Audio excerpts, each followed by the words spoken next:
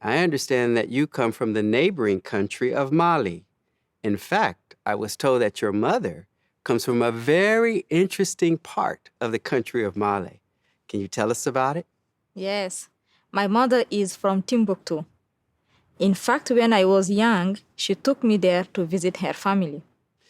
Now, Akai, you are probably the first person that we have ever met that has actually been to Timbuktu. What is it like? Well, as you can see on the screen, that is how the region of Timbuktu looks like. It is in the Sahara Desert, which stretches on thousands of kilometers. What is the point of this? Am I interpreting this correctly? Are they literally making a fuss over the fact that this Gilead graduate's mother comes from a place that has a funny sounding name to Western ears?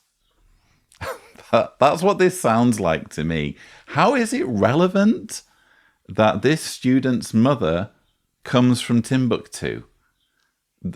Bear in mind, this is all supposed to be spiritual food that we're watching right now. This is supposed to be material that will enrich us spiritually. And we've literally reached the point where they are making a big deal over the fact that Gilead graduates might have family members that come from places with funny sounding names. What can you tell us about the people of the Timbuktu region?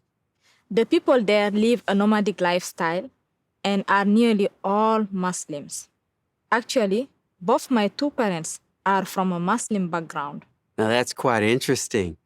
Given that background, what were some of the challenges that you had to face in becoming one of Jehovah's Witnesses? Although I get baptized in 15 years of age, I didn't always make the best choices in my teen years, and I had to suffer the consequences of those choices. However, in my early 20s, I decided to build a strong and personal relationship with Jehovah. To be able to do so, I received help from spiritually mature brothers and sisters, such as pioneers, elders, missionaries. For example, this is my spiritual mother on the left side of the screen, and on the right side of the screen, her missionary companion, who is still serving in Mali faithfully for 45 years now. All these mature persons helped me to see the value of personal study and thinking ability. Once I get this good habit of reasoning on Bible principles, I can now make good choices that pleases Jehovah, such as leaving my well-paying job and start pioneering. It was not easy, however, because there was still this family pressure for me to get a good job, earn a good living. But I'm still striving to try to make good decisions that please Jehovah. So we're now learning more about what it takes to become a Gilead graduate. This is an interview with Aline and Akai Tindang from Senegal. In a short while, we're going to be learning about the circumstances under which they met. But yes, you can see here that the interviewer, Richard Chilton, is very interested in Akai's upbringing, particularly the fact that her mother came from Timbuktu, but now he's questioning Akai on her past, the fact that as a teenager it seems she was something of a delinquent, but in her early 20s she decided to commit to the Jehovah's Witness religion. Sounds like she went through some kind of disciplinary process, because she talks about there being consequences that she needed to live with. In any case, seems that she came through that with the help of mature ones, no doubt elders involving themselves in her life and putting her on the straight and narrow, helping her to double down essentially on her indoctrination, to the point where she ends up leaving a, quote, well-paying job to pioneer. That's the sort of sacrifice this organization is going to expect if you're going to climb the ladder. They want you to demonstrate that you're willing to put your own needs second and the organization's needs first. And this is the Kingdom Hall where I served in. And one day, we received a visit from a circuit overseer, a single circuit overseer. Okay, now I could see when you made that comment, you looked over at Alain. So we can only assume that, Alain, you were this young, handsome, single circuit overseer that visited Akai's congregation in Sikasso. Is that right? Well, I visit the congregation, but we had already met previously in a circuit assembly, so we knew each other. But at that time, there was nothing special going on. Okay, well, thank you for the clarification. We appreciate that. This was a little bit creepy, if you ask me. Richard Chilton making a big deal about the fact that Alain was some young, dashing, handsome circuit overseer visiting Akai's congregation, and Alain pouring cold water on any suggestion of impropriety.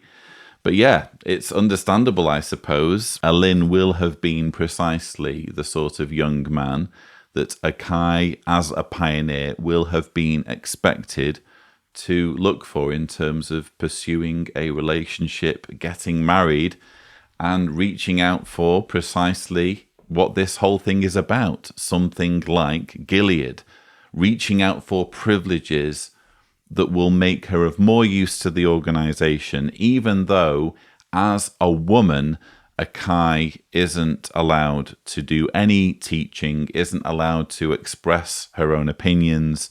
She can only aspire in the Jehovah's Witness religion to being the wife of someone important. She can never aspire to being important in her own right. When we get to know better each other, we decided to get married. In fact, we were married in Senegal on one Tuesday, and we had to be that same week in Guinea-Bissau for the circuit assembly. Okay, if we could just pause for just a moment here. So if we're understanding this, Alain, please tell us that there were no circuit overseers, substitute circuit overseers available in all of West Africa that could cover that circuit assembly for you. You were married 4 days and had to be in another country for an assembly. There was no one that could take care of that assembly for you? Really? Brother Shilton, that was fine. As you already know, the blessings of Jehovah are far beyond any sacrifices we can make in his service. We really loved that work. We loved being with our brothers and sisters. Oh yes, we really love preach with them. You can see in this picture, preaching with them, it's really so special to us. Seeing them in this picture bring very nice memories even. Yeah, we enjoyed also being with them in their homes, seeing their strong faith, their love for Jehovah despite the challenges they are facing. We really come to love them very much.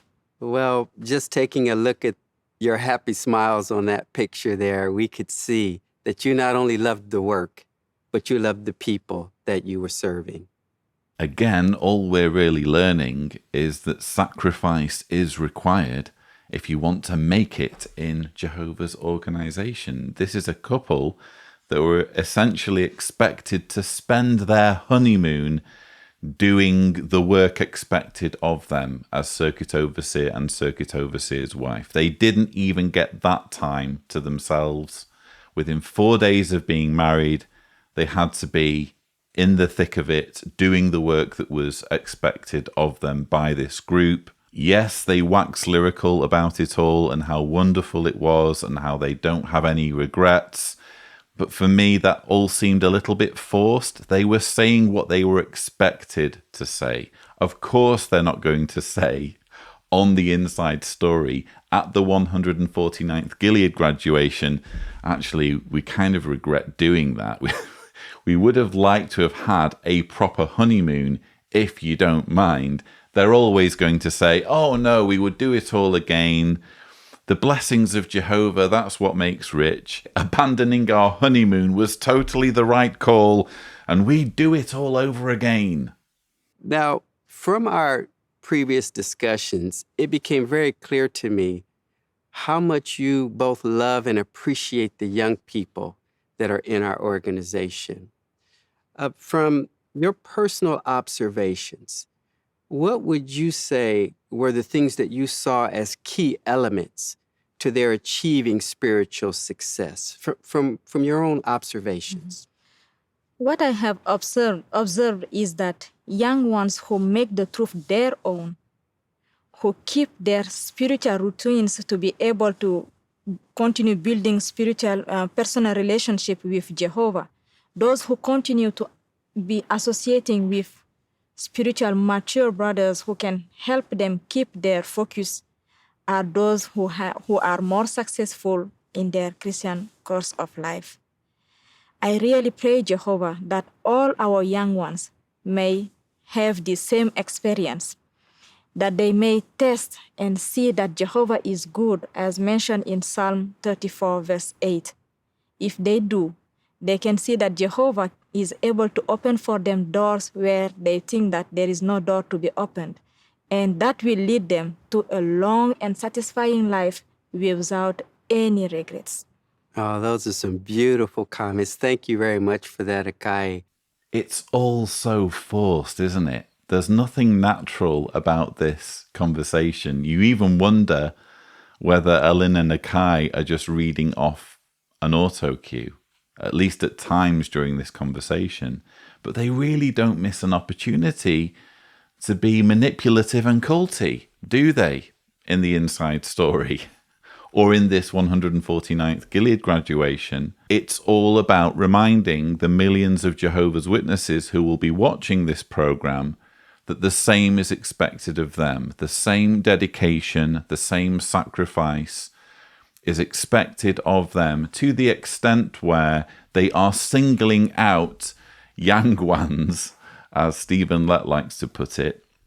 They're singling out young people and saying, this is expected of you. You should really be doing exactly what this couple are doing, because they're recommending it as people who don't know anything else in their lives. How are Alin and Akai in a position to be lecturing millions of young Jehovah's Witnesses watching this on how they should spend their lives? Because this isn't just something where you can experiment, where you can say, oh, well, I'll try maybe a couple of years of pioneering, and then I'll try maybe a couple of years of not being in a cult, and I'll see what works for me.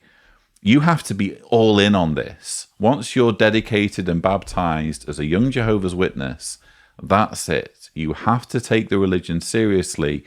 If you stop taking the religion seriously, if you stop going to all the meetings, if you stop making spiritual progress, you're liable to be shunned as bad association. So you don't really have a choice in the matter. And once Alin and Akai had committed to this path of serving the organization, they didn't have a choice either. So they don't know how their lives would have turned out without being in this cult. So they're not really in a position to tell millions of young Jehovah's Witnesses, oh, you should do this. It worked for us, so it will work for you. They don't know how their lives would have been without being in a cult and without devoting themselves 24/7 to serving this organization.